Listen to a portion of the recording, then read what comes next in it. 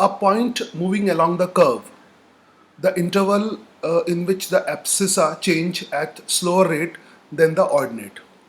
Okay पहले तो तुम्हें इसका ग्राफ आना चाहिए, तो और ऑब्वियसली इसका जो ग्राफ है वो नेगेटिव एक्स में भी होगा, क्योंकि इसको हम पहले ऐसे लिख देते हैं, फिर ग्राफ बनाने से पहले उसी चीज़ को रिपीट करो जो मैंने पहले बताया था। Y cube is equal to y³ = 27x। देखते रहना, सिली मिस्टेक को बहुत ध्यान से बताना। तो we can write it y= 3 होता ना, 3 3 9 3 27, 3x⁻⁴। नॉर्मली ये जनरल ट्रेडिशन है कि इस तरफ y की पावर 1 ही रखते हैं, अगर हो भी तो उसको जो नॉट 1 पावर है, मतलब y की पावर अगर 1 नहीं है तो किसी तरह से उसको एडजस्ट करके हर एक सवाल में, ये रूल हर एक सवाल के लिए वैलिड है। और तुम अगर स्टार्टिंग से कहीं भी कुछ पढ़ते आ रहे हो, स्ट्रेट लाइन वगैरह, इस साइड सिर्फ जो डिपेंडेंट वेरिएबल होता है उसकी पावर 1 होती है, इसको मैंने पहले भी बताया था, है ना। तो उसको उस तरह से एडजस्ट कर दो। फिर ये क्यूब रूट आ रहा है, x का क्यूब रूट है। ऑब्वियसली x का अगर क्यूब रूट होगा तो उसका ग्राफ पॉजिटिव नेगेटिव में दोनों तरफ होगा, ठीक है। और ये जो ग्राफ है वो लोअर पावर की तरफ बेंड होता है ना। तो लोअर पावर x की पावर 1/3 है, तो you can check, cross check the graph, है ना। डेस्मो पे जाके ग्राफ क्रॉस चेक कर सकते हो। I am drawing the graph first, क्योंकि 3D ग्राफ क्यों बना रहा हूँ मैं। Wait a second, I need 2D graph, I need 2D graph. तो this is my 2D graph, ठीक है। This is my 2D graph. और अगला वाला सवाल कह रहा है कि इसको हटा देता हूँ थोड़ी देर के लिए। Okay, now this is my 2D graph. अभी नीट के बच्चे जा सकते हैं, फालतू में टाइम वेस्ट होगा। नीट का कोई हो तो प्लीज़ गो, क्योंकि किसी काम का नहीं है। थोड़ी देर में आ जाना, आधे घंटे में करीब। सो ये जो ग्राफ होगा उसमें जो बेंडिंग है that is towards the lower power, और पॉजिटिव नेगेटिव दोनों वैल्यूज होंगी। सो ये हो गया। तो पहले तो सवाल को समझ लिया करो क्या कहना है करने से पहले, ठीक है। Bending towards the lower power होगी, ठीक है। So Y axis and X axis, I think तुमने चेक कर लिया होगा कि एब्सिसा एक्स एक्सिस को कहते हैं और ऑर्डिनेट वाई एक्सिस को कहते हैं। इसमें मैं बार बार कंफ्यूज रहता हूँ, एक बार चेक कर लेना इसको। The interval in which abscissa changes slower rate. Okay, so जो कल बताया था वही करता हूँ, उसमें कुछ खास तो है नहीं अब, ठीक है। नाउ तो खुद कुछ करना ही नहीं है इसमें, करना क्या, dy/dx कर दो। इसमें करना क्या था, 2 मिनट का सवाल था। Just I will take different colour, just do dy/dx। और उसका dy/dx की कोई मुश्किल नहीं है ना। तो ये कितना आ जाएगा, दैट इज 1/3। तो 3 तो खत्म हो जाएगा, है ना। मैं लिख ही देता हूँ, 3 × 1/3, और x की पावर 1/3 - 1। डिफ्रेंशिएशन भी ऐसा कोई डिफिकल्ट नहीं है कि चलो डिफ्रेंशिएशन ही डिफिकल्ट हो। एओडी के सवालों में डिफ्रेंशिएशन इजी होता है, ठीक है, क्योंकि उसमें एओडी में कंसेप्ट आना। तो ये कितना हो जाएगा, x की पावर -2/3। वेरी गुड, x की पावर -2/3, है ना। x की पावर -2/3, तो ये dy/dx हो गया।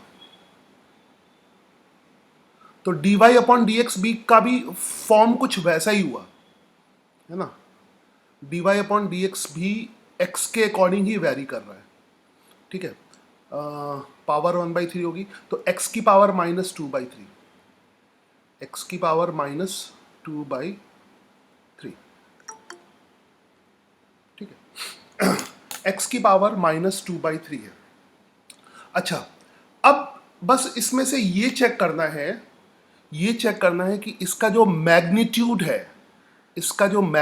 है, ठीक है, लॉजिकली हो गया। एक सेकेंड, इसका जो मैग्नीट्यूड है वो 1 से ज़्यादा है या 1 से कम है, मैग्नीट्यूड चेक करना है।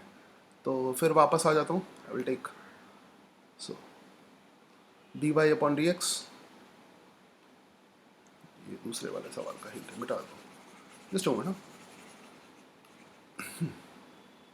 सो इसके मॉड में तो नेगेटिव साइन तो है नहीं, खाली मॉड की बात करनी है, d y upon d x की बात करनी है, एक्स की पावर -2/3। ओके, सो पहले तो सवाल में क्या पूछा है वो देख लें। पहले तो जो ग्राफ है दैट इज फ्रॉम -∞ टू +∞ है, ठीक है। तो हमें सारे पॉसिबिलिटीज लेनी होंगी, है ना, -∞ से +∞ तक की सारी पॉसिबिलिटीज देखनी होंगी, है ना, कहाँ से कहाँ तक क्या होता है, किससे क्या था, ठीक है। अब एक्चुअली में क्या देखना है कि जो d y upon d x का जो मॉड है, स्लोअर रेट और हाइयर रेट, है ना, वो डिसाइड करना है। तो लास्ट में जो मैंने हिंट दिया था, अगर मॉड की वैल्यू ये चेंज होता है, डी वाई चेंज होता है, रेट के लिए डी टी से डिवाइड कर सकते हो ऊपर नीचे, तो वो वैसे ही हो जाएगा।